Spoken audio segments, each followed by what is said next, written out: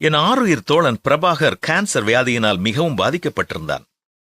சில ஆண்டுகளுக்கு முன்புதான் கேன்சருக்கான சிகிச்சை பெற்று பரிபூர்ண சுகமாகி விட்டான் என்று வைத்தியர்கள் கூறினார்களாம். பள்ளியில் இருவரும் இணைந்து படித்தோம். பின்னர் திருமணமாகி இருவரும் வெவ்வேறு இடங்களுக்கு வேலை நிமித்தமாக பிரிந்து சென்றோம்.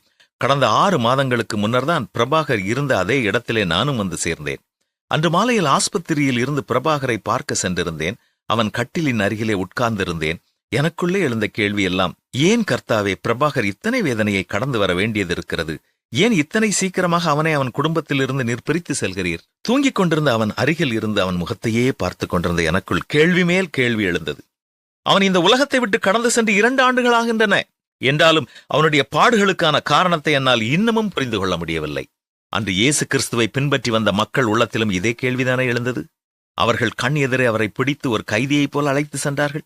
அவர் பரலோகில் இருந்து வந்தவர் என்பதை கூறின பொழுதும் அவரை சிலுவையில் அடித்து கொலை செய்தார்கள். ஏன்? அவர் என்ன தவறு செய்தார்? ஆயிரக்கணக்கான மக்களுக்கு உணவளித்தார். பற்பல விதமான வியாதி துன்பங்களிலிருந்து பலரை விடுதலை செய்தார். ஏன்? ஏன்?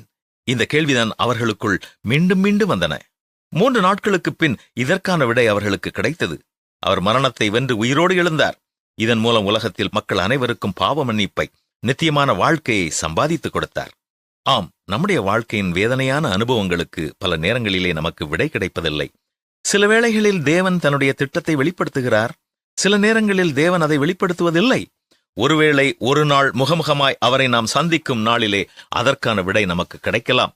அல்லது அவருடைய மகிமை பிரசன்னம் அந்த கேள்வியை நம்முடைய உள்ளத்திலே இருந்து எடுத்து விடலாம்.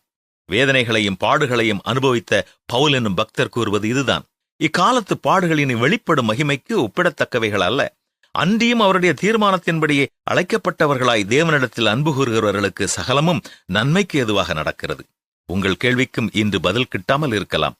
ஆனால் அனைத்தையும் அறிந்த அவர் சரியான காரணத்தை உடையவராக இருக்கிறார். நாம் அவர் மேல் நம்பிக்கையோடு இருக்கவே நம்மை எதிர்பார்க்கிறார். நாம் அதை நிறைவேற்றுவோமா?